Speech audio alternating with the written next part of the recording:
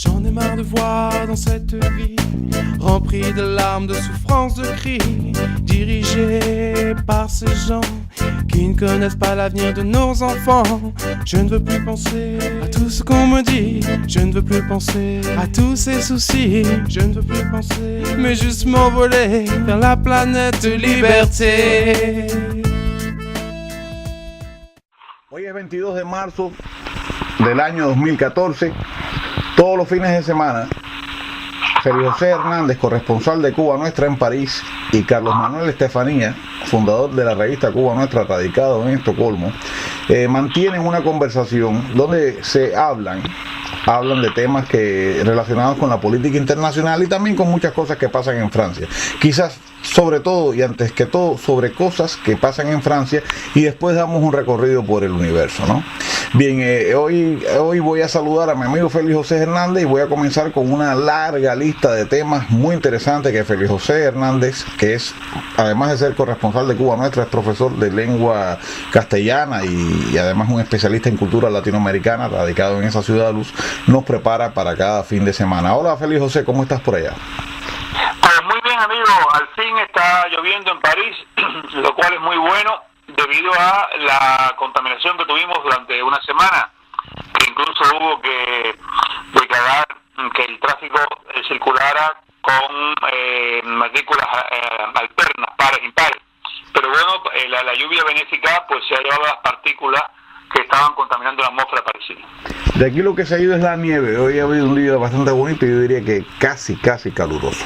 Bien, vamos a comenzar con las pintadas en la Basílica del Sagrado Corazón de Montmartre.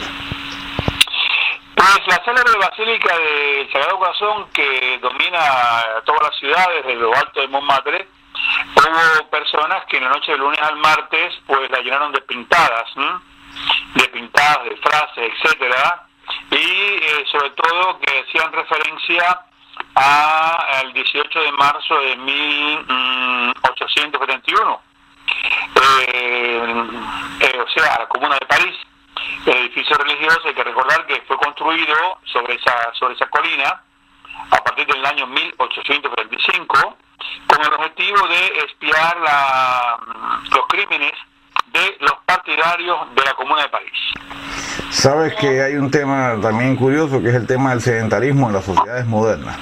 En las sociedades modernas es inevitable que la gente se vuelva sedentaria y por lo visto Francia no escapa a ese mal. El 43% de franceses confiesan de que ellos no practican ningún tipo de actividad física. Y peor todavía, el 49% de ellos dicen que no practican desde hace muchos años ningún tipo de deporte, por lo menos desde hace 10 años. O sea que, y también, por ejemplo, entre los más de 55 años, la tercera parte no hace ninguna actividad física. Lo cual incluso se intensifica en las mujeres, que llega al 46% de menos de 35 años que no tienen ninguna actividad para mantener la forma. Y me imagino que entre los sedentarios esté Jacob Zuma, el presidente y lujoso, el presidente africano, que lleva una lujosa vida, ¿no es cierto?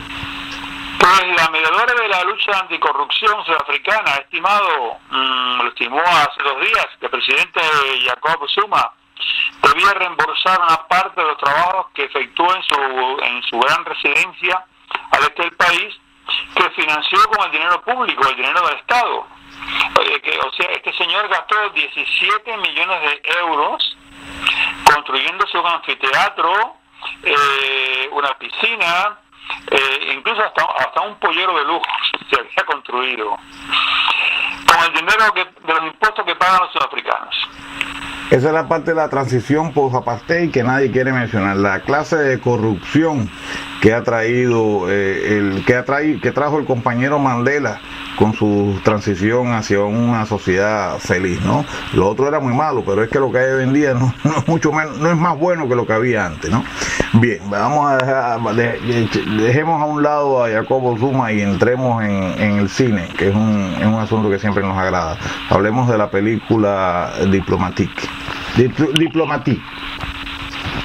Pues esta película está teniendo mucho éxito aquí en Francia, del director Volker Schlondorf, y en él trabajan dos grandes actores, Andrés Dussolier, que interpreta el papel del cónsul sueco en París durante la ocupación nazi, y Daniel Sarstrup, que interpreta el papel de el jefe de los nazis, de la ocupación nazi en París. Entonces el 24, von Clausewitz. El 24 de agosto del 44, como tú sabes, Hitler había ordenado destruir París y habían dinamitado todos los puentes, la Torre Eiffel, la Catedral, la Santa Capilla, todos los monumentos de París estaban dinamitados. Nada más que hacía falta que el jefe de los nazis de la ocupación diera la orden, y sin embargo el cónsul sueco, Raúl Nordelin, logró convencerlo, lo disuadió, de que no lo hiciera. Pero supongo que sí, Félix, que no te perdí un poco el contacto. Lo han llevado al cine. Era famosa ya una pieza de teatro, ¿no? de Dussolier y Arestrup, que lo interpretaron de una forma muy enfática y ejemplar. O sea, es fantástico. Este cónsul sueco tenía la madre francesa y el padre sueco, había nacido aquí en París, y él sobre todo fue el que convenció a este militar que no destruyera París. Pero tú sabes que hay otra versión cinematográfica, si no es de la pieza, de la historia. Hay una película de los años 60 donde Orson Welles interpreta precisamente a este embajador sueco, ¿no? Entonces se trata toda esa historia de cómo fue.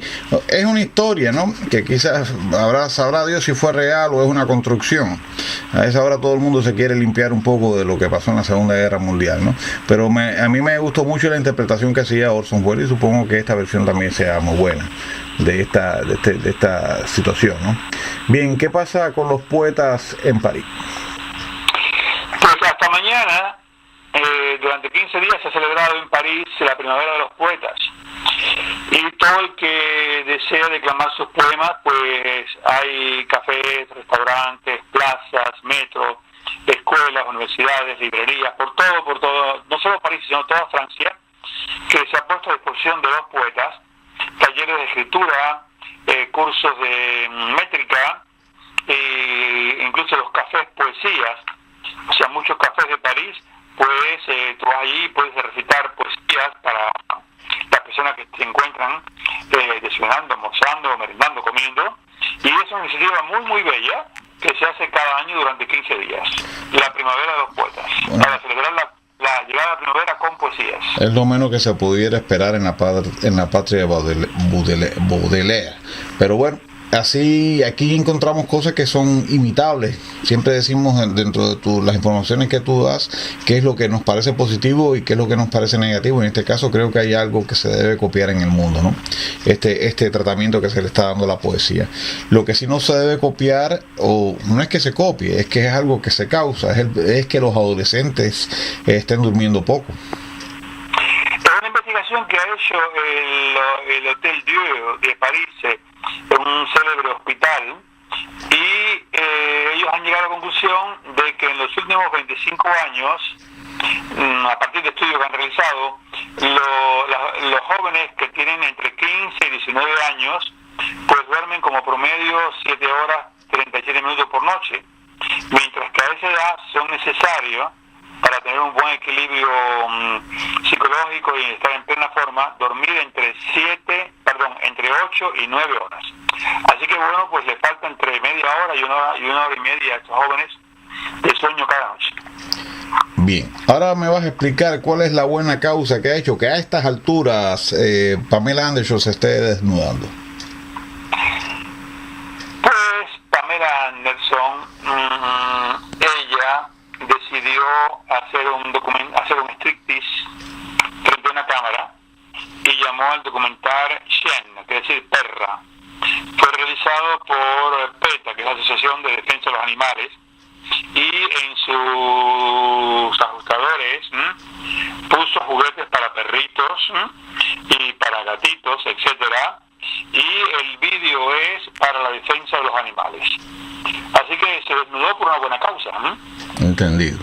Sabes que estaba viendo el otro día un tipo de publicidad esta, las que no es publicidad, sino temas interesantes que aparecen en la internet.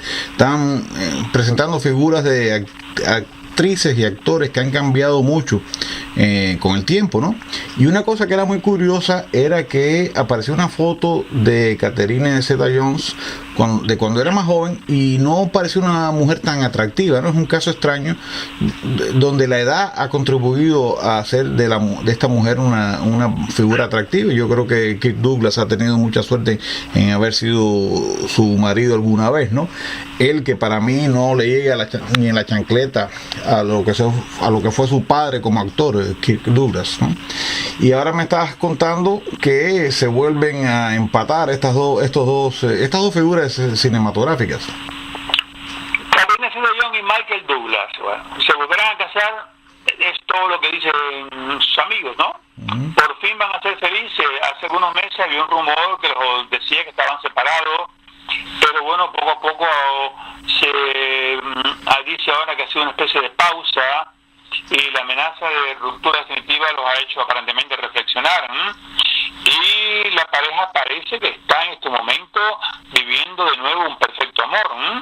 Sus amigos dicen que ellos van a darse el sí, te quiero, el 25 de septiembre, o sea que es el aniversario de la fecha de su boda. Bueno, pues todo lo que uno le puede desear a esta pareja mítica del cine, pues es que sean contentos, felices y que coman perdices, como dicen en España. Sabes que hay en Suecia ahora hay un gran debate, yo diría que una campaña contra las tareas, ¿no? Contra los deberes de casa, ¿no? Y me llama la atención que a veces aparecen hasta profesores, ¿no? También uno puede ver ciertos intereses económicos. Hay profesores que están pidiendo más fondos para que en las escuelas se les repase a los niños, pero a veces utilizan el extraño argumento de que en unos casos los niños tienen apoyo en sus casas para repasar y en otros casos los niños no son presionados o no son obligados a repasar y que sería una injusticia. Y me llama mucho la atención en medio de este contexto sueco, de esta cruzada contra la tarea, que a un niño se le pueda castigar por querer más tareas, ¿no? Bueno, el chico tiene 14 años, se llama Iron Parfit y él quiere estudiar más. Y por muy increíble que parezca, este chico de una escuela británica incluso logró convencer a 100 de sus camaradas de escuela para hacer una huelga. Para que los profesores pongan más tareas. Es una operación que en realidad no ha sido muy del gusto de la dirección de la escuela, por lo cual lo excluyeron 2 días para castigarlo. Y Aaron había organizado durante las horas de clase una manifestación en las calles de Blackpool, es un pueblo cerca de Liverpool, para quejarse.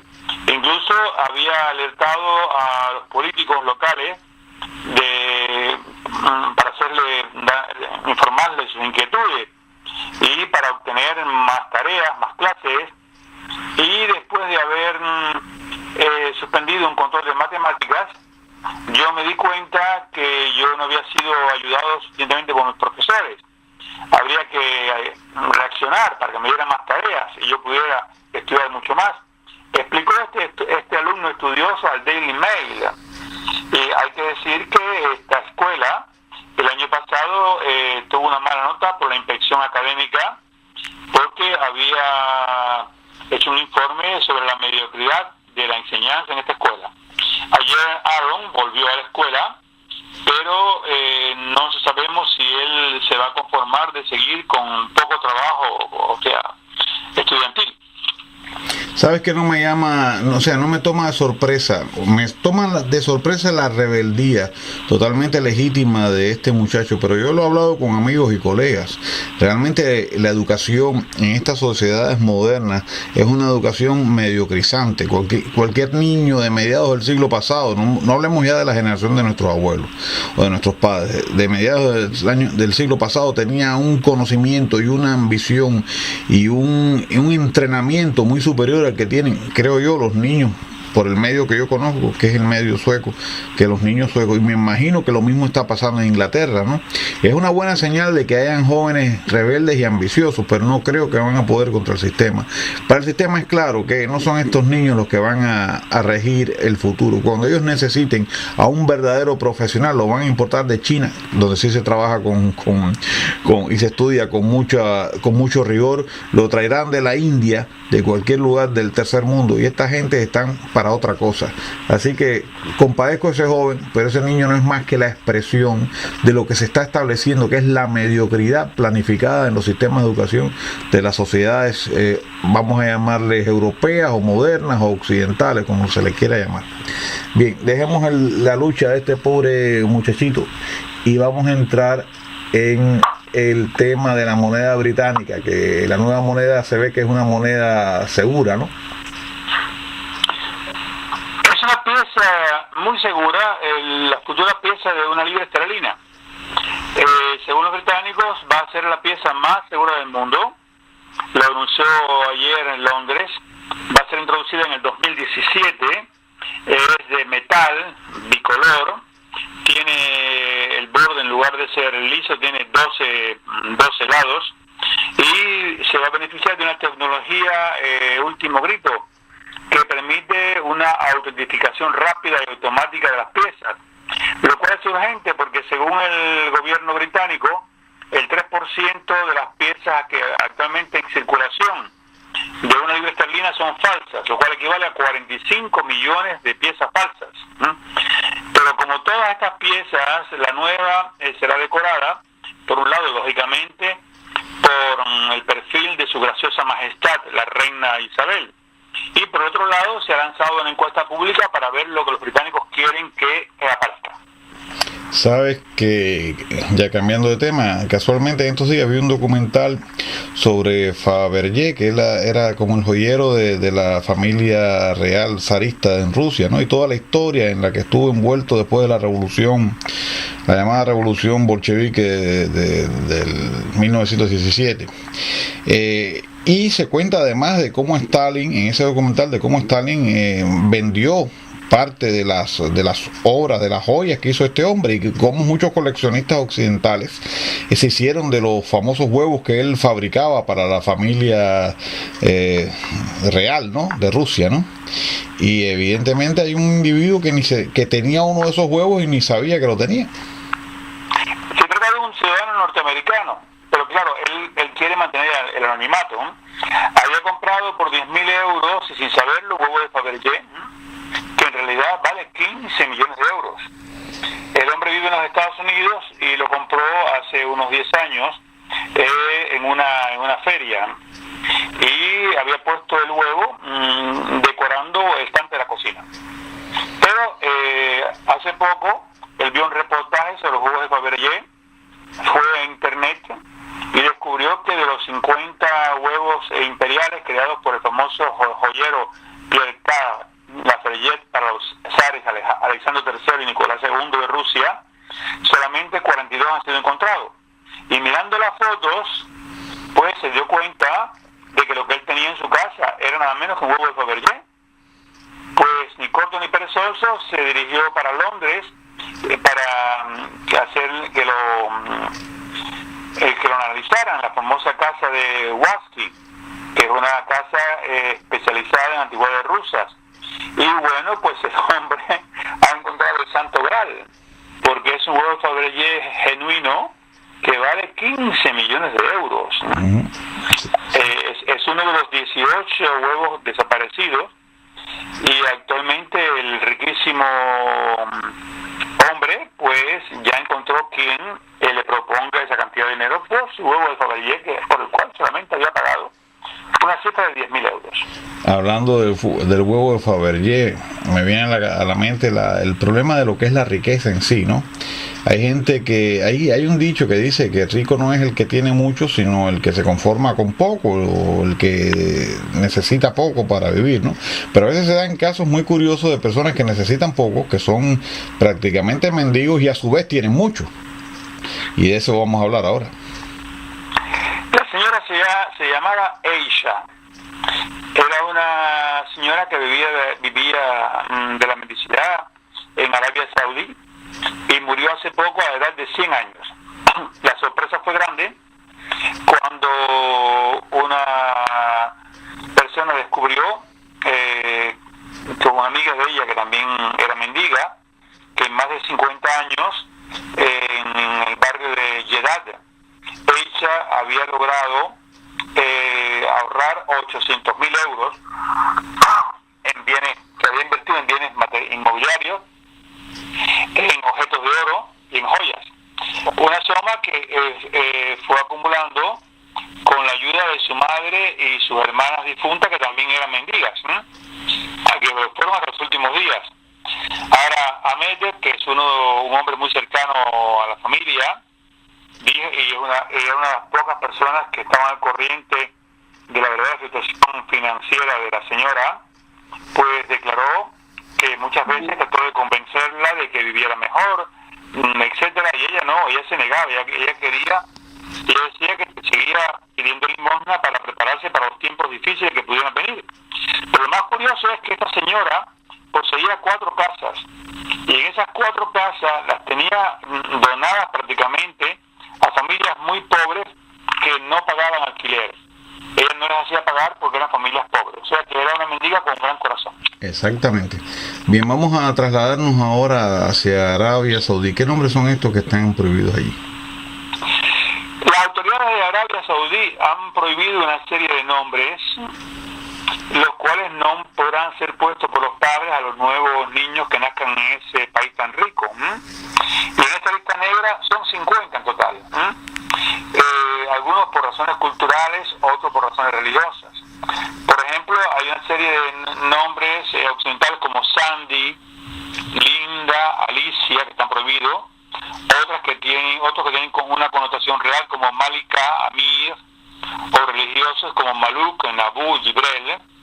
Pero lo más sorprendente es que hay algunos nombres que están prohibidos por razones políticas, como por ejemplo Abdel Nasser, que es el nombre del antiguo presidente egipcio que siempre estuvo en desacuerdo con Arabia Saudí, o Benjamin, debido a que es el nombre del primer ministro israelí Benjamin Netanyahu. Interesante tema de los nombres prohibidos. Sabes que estaba mirando un programa de la periodista cubana radicada en la Florida, María Elvira, estaba abordando el tema de las relaciones sexuales en los trabajos y los acosos sexuales, y me llamó la atención el hecho de que ella asumiera una posición más bien en defensa de los hombres, ¿no? Porque hablaba de lo fácil que era acusar a una persona de acoso sexual en estos tiempos, ¿no? Y los dividendos que se obtenían con eso. Quiero que me expliques qué es lo que ha pasado. No, después vamos a hablar de las lecturas, pero déjame saltar porque me interesa ese tema especialmente, que me explique qué es lo que ha pasado con Eric Raoult y el acoso sexual. Pues Eric Raoult es el alcalde de derecha UMP de Rancy, la ciudad de Rancy, en la zona de Saint-Denis, y ha sido acusado por acoso sexual y moral hacia una mujer a la cual él envió 7.000 SMS.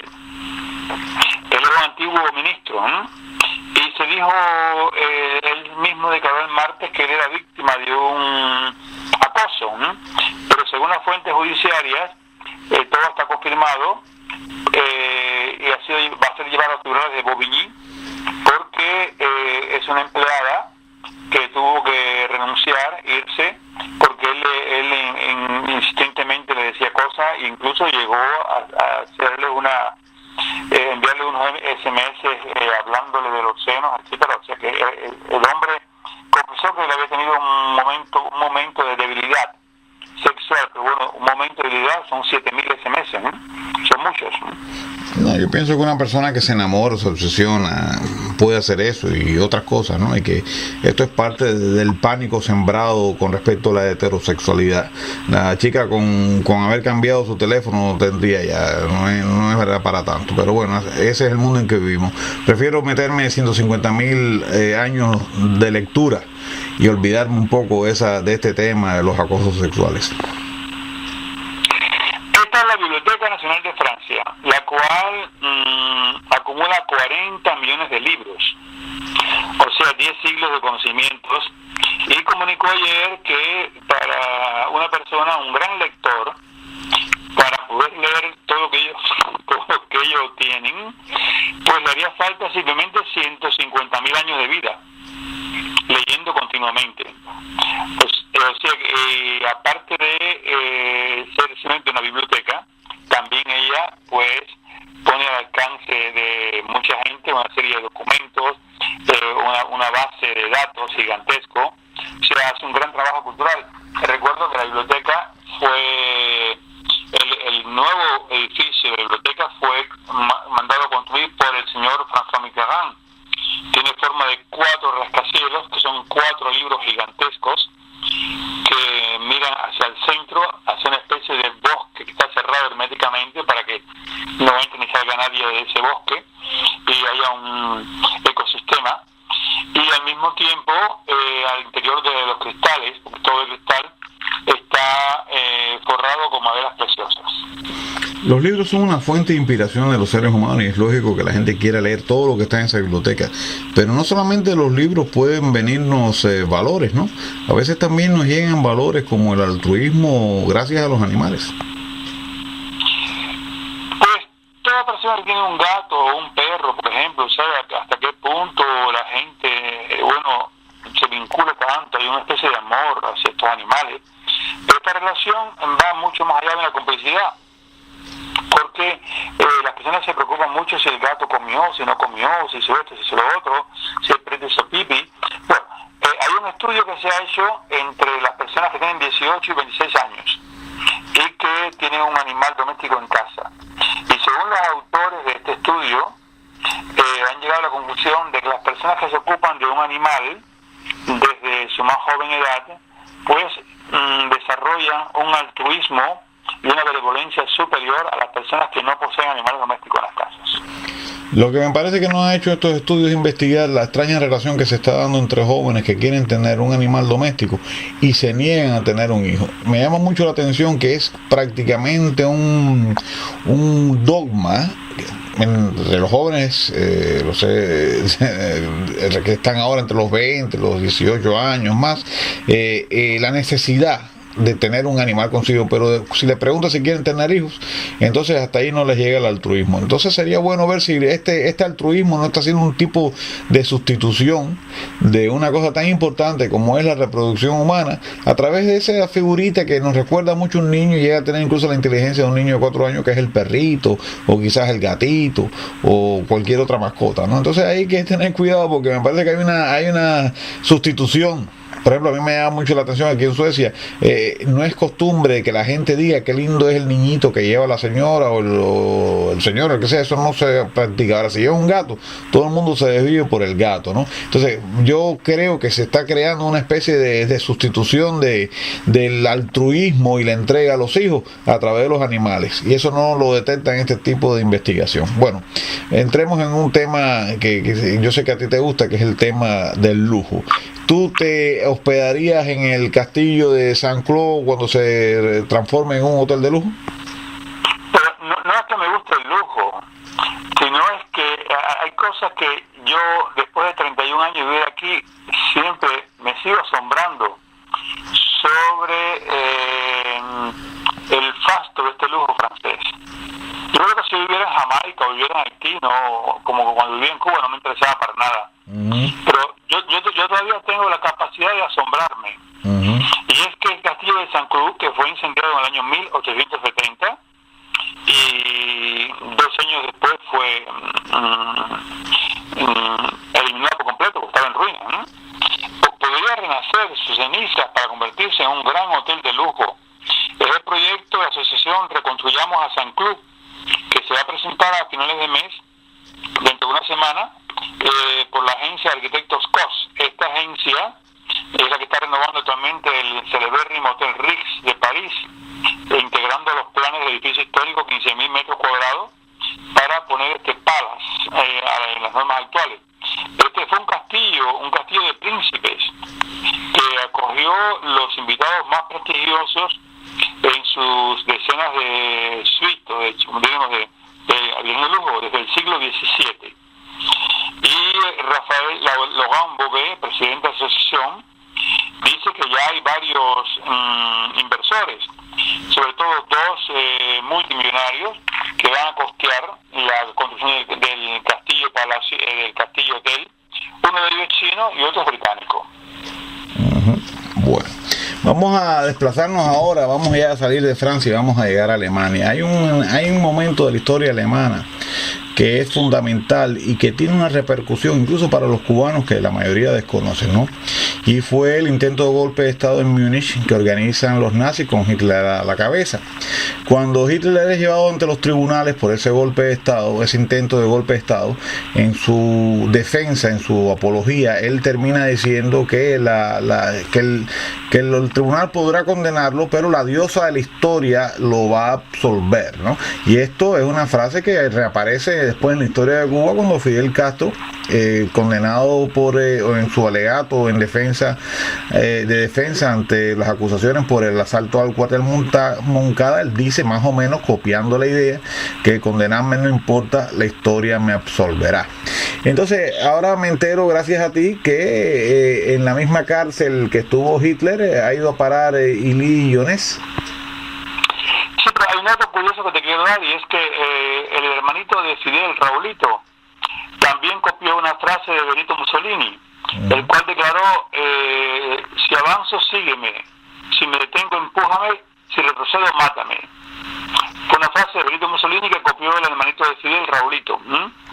Yo creo que también se le han atribuido que seguramente la copió de Mussolini, porque Mussolini fue un gran retórico y de su época esa misma frase se le ha atribuido también a Julio Antonio Mella, pero es muy probable que él la haya sacado de Mussolini. Esta gente no se haya enterado y la han estado repitiendo todo el tiempo sin darse cuenta de cuál era la fuente original, ¿no?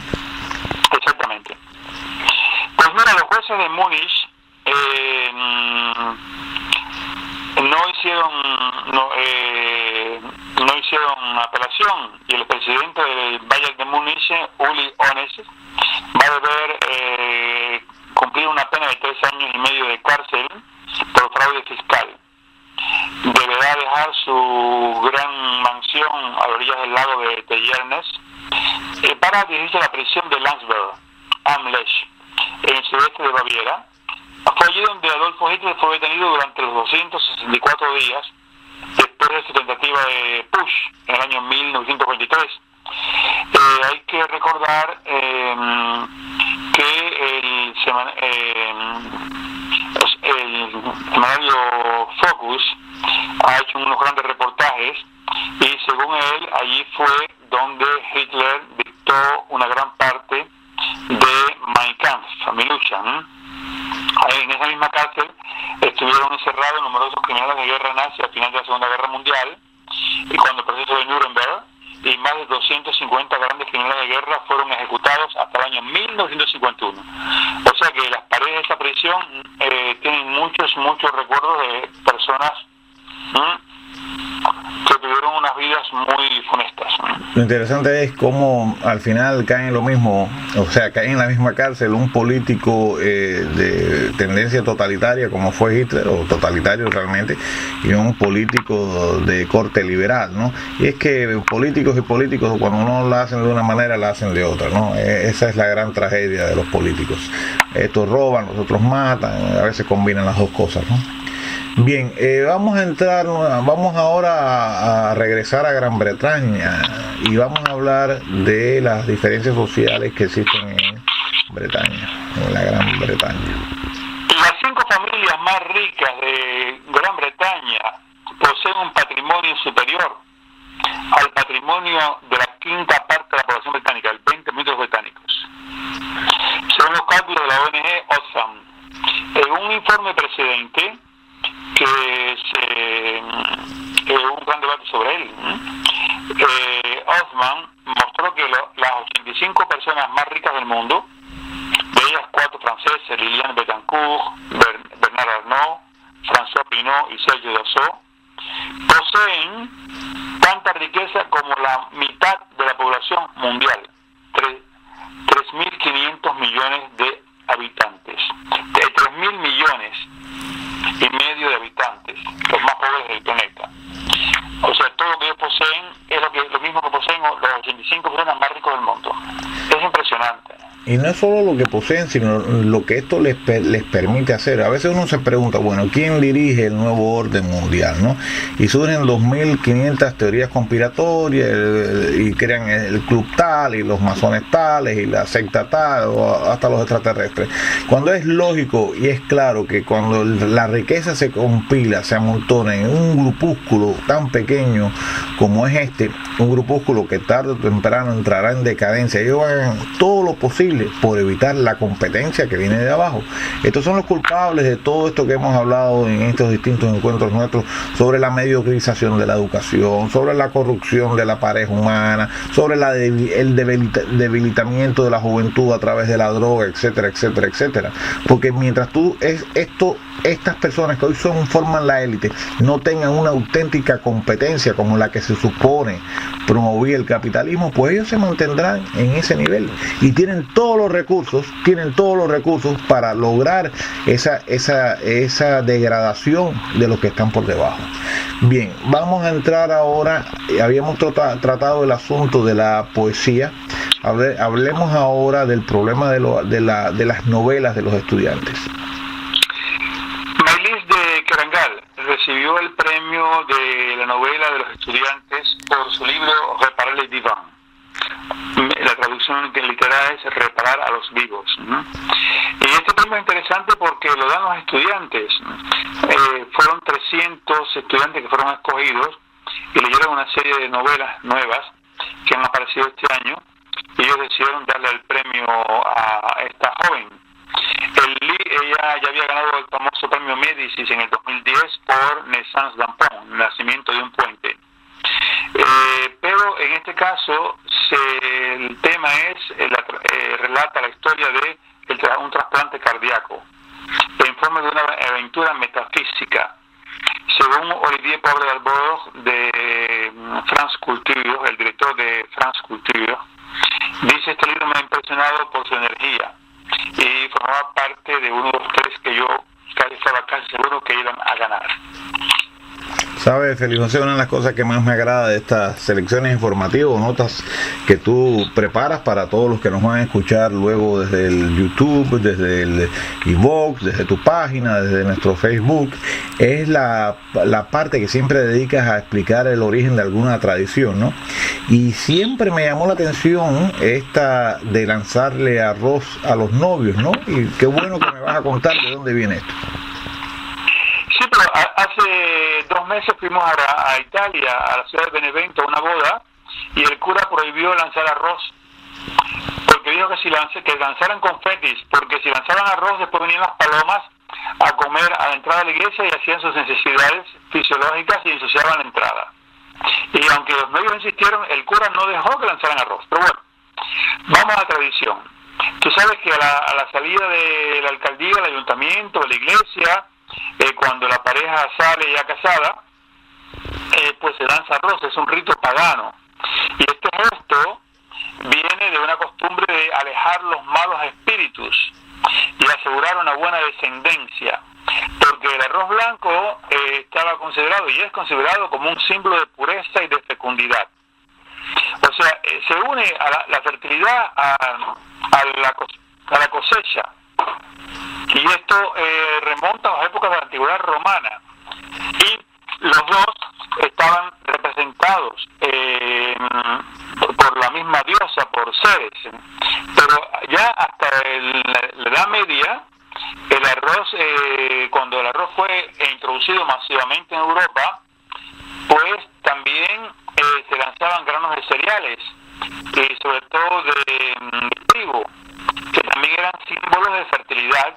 Pero bueno, el arroz poco a poco, actualmente, por lo mismo que te expliqué, ha ido cediendo la plaza, el lugar, ¿no? Y hay quienes lanzan pétalos de flores, otros lanzan confetis, y bueno, y así las tradiciones van cambiando, pero el origen es ese.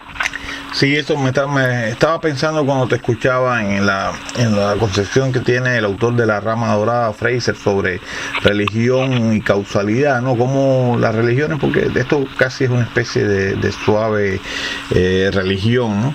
Llevan al plano mágico lo que serían causas y efectos, y sin duda alguna el arroz ha sido lo que ha salvado el hambre a miles de pueblos, ¿no? Entonces, bueno, se puede asociar con la fertilidad. Además, se tiran las semillas y crecen millones de plantitas de arroz, ¿no? Otro asunto que a veces tratamos es el del amor que sentían los nazis por las obras de arte. Actualmente, por ejemplo, en Francia hay miles de obras de arte que se sabe que fueron robadas a familias judías. Sin embargo, a estas familias ser exterminadas completamente, no hay descendientes, no hay herederos.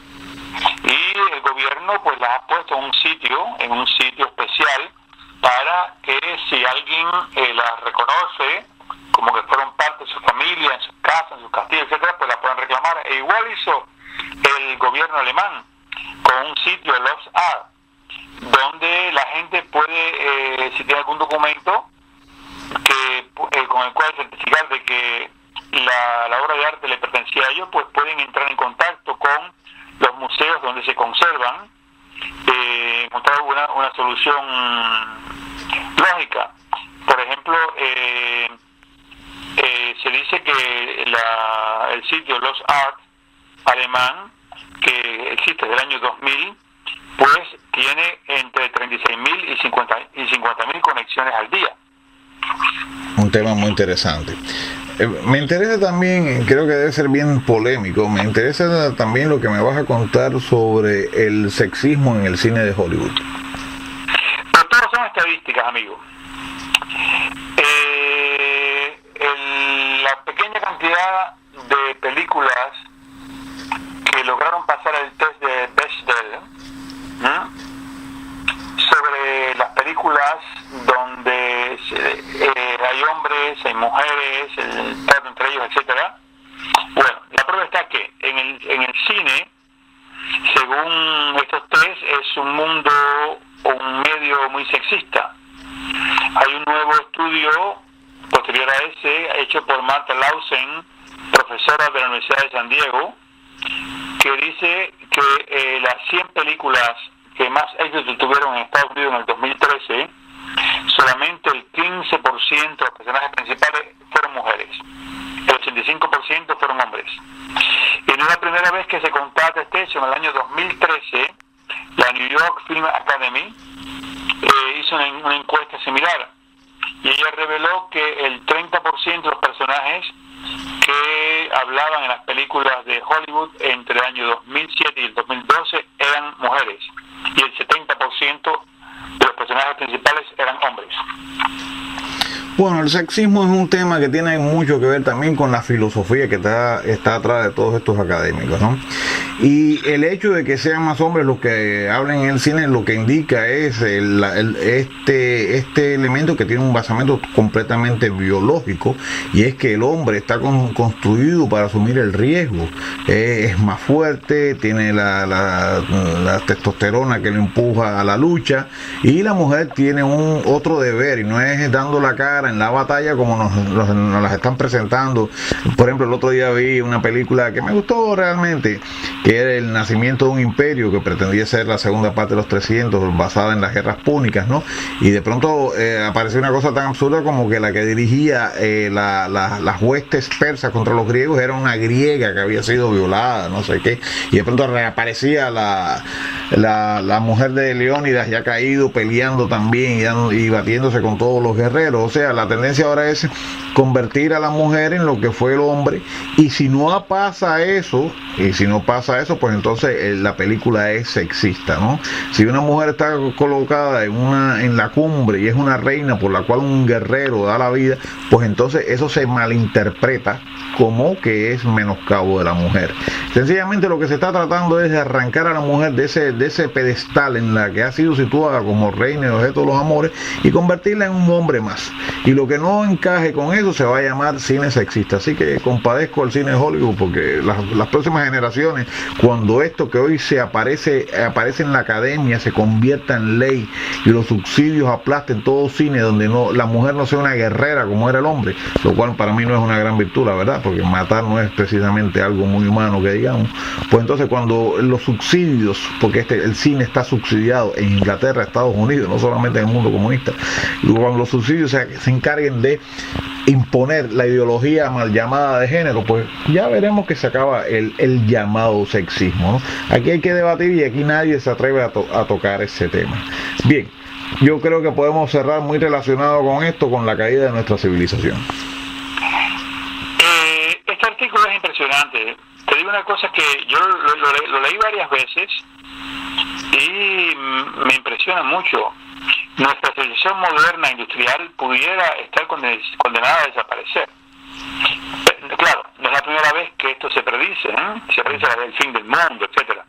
Pero esta vez son científicos, nada menos que del Centro de Vuelos Espaciales de Goddard de la NASA, que ellos declaran que el derrumbe de la civilización industrializada va a ocurrir, según informa el periódico El Guardián.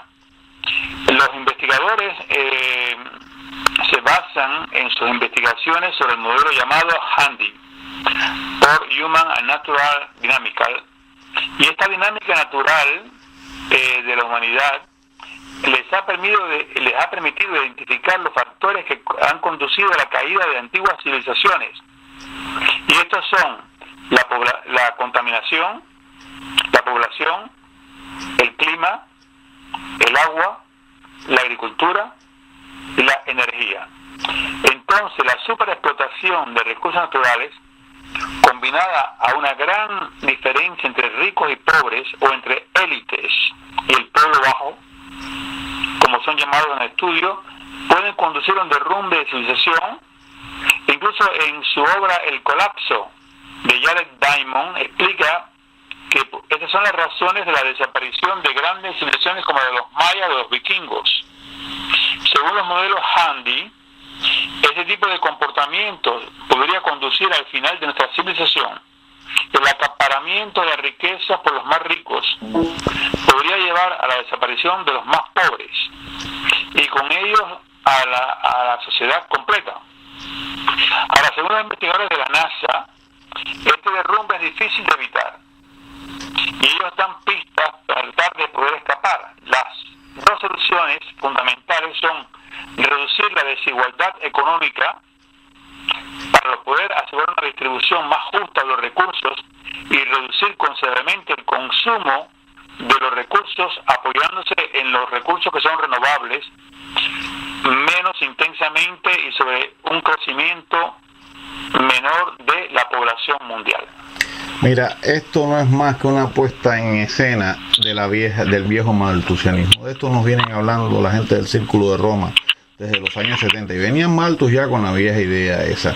O sea, hay que tener mucho cuidado con estos lanzamientos de pánico que al final salen con este tipo de solución, ¿no? Yo estaba escuchando las distintas opciones que tú me ibas a ofrecer, ¿no? Y sabía que a la larga iba a venir el tema poblacional, porque esa es la manera en que tienen todos estos teóricos de aterrorizarnos y meternos la agenda que tienen ellos. Así que no le hagas mucho caso a esta propuesta, porque sencillamente de lo que se trata, sí, de redistribuir la riqueza, no cabe ninguna duda, no detener el crecimiento, por supuesto, buscar fuentes alternativas. Todavía queda mucho por hacer y producir en nuestra tierra antes de que se aniquilen las posibilidades que tenemos de alimentación. Por otro lado, yo sí estoy claro en que hay una tendencia a la decadencia, ¿no? Y de pronto pudiera haberme sentido casi como el cristiano que viene un científico cuántico y le demuestra la existencia existencia de Dios, pero afortunadamente me has dado todos los elementos y he descubierto la pata de la raposa en la receta maltusiana que viene atrás de todo esto. Se trata de sembrar el pánico y justificar las políticas maltusianas que está padeciendo la humanidad, y que eso es lo que le interesa a estas élites de las que hablamos ahorita, y que son las que pagan estos estudios, ¿no? Bueno, Félix José, disculpa que me... Te quiero decir una cosa, y es que lo que yo encuentro que es parte de esta inhumana humanidad que estamos viviendo es que cómo es posible que 85 personas del mundo posean más que la mitad de toda la población de la Tierra. ¿Cómo es posible que en Francia ayer declaró la casa Hermès de grandes artículos de lujo la cantidad de cientos de millones de euros que ha ganado este año, y sin embargo hay millones de franceses que no logran llegar al final del mes? ¿Cómo es posible que haya tanta hambre en África? O sea, hay una desigualdad social en el mundo que después estas élites o estas oligarquías que gobiernan los países de África, de Asia, América Latina, se asombran cuando hay revoluciones, cuando hay revueltas. O sea que hay una diferencia tan grande entre ricos y pobres. La clase media en Europa está yendo a pique, se está empobreciendo, y todo esto es peligroso. Mañana son las elecciones municipales en Francia. Hay tantos escándalos políticos, tantos escándalos en estos momentos, que se dice que lo que va a ganar mañana va a ser la gente que no se va a presentar, los ausentes a las elecciones. Y esto trae como consecuencia que los extremos, en el caso de Francia, la extrema derecha, se aproveche mucho de esta situación de corrupción tan grande que hay para avanzar hacia el poder. Tú tienes toda la razón, estoy totalmente de acuerdo, pero además has puesto el dedo en la llaga. Esa es la clave. No se trata de decirle a un niño africano que no nazca un hindú o un niño latinoamericano. Se trata de que no puede existir esa diferencia, que esa apropiación que jamás es legítima, porque es anormal, existe. El día que se pueda redistribuir la riqueza humana, no habrá necesidad de reducir la población. Tú estás totalmente claro, ahí está la clave. Nos han dado un pedacito para darnos la otra fórmula, que es la peligrosa, pero precisamente de lo que se trata es de redistribuir la enorme riqueza que es capaz de crear la humanidad. Así que bueno, yo pienso que con este consenso tuyo y mío de lo que no pueda existir es esa desproporción brutal de riqueza y pobreza, pues damos un buen cierre a nuestra charla de este fin de semana, a nuestra charla de este 22 de marzo del 2014. Félix José, saludos para ti y todos tus amigos de allá de París. Pues amigo, un abrazo para ti, para Estocolmo y para todos los que nos están escuchando desde aquí, desde la ciudad de Luso. Un abrazo.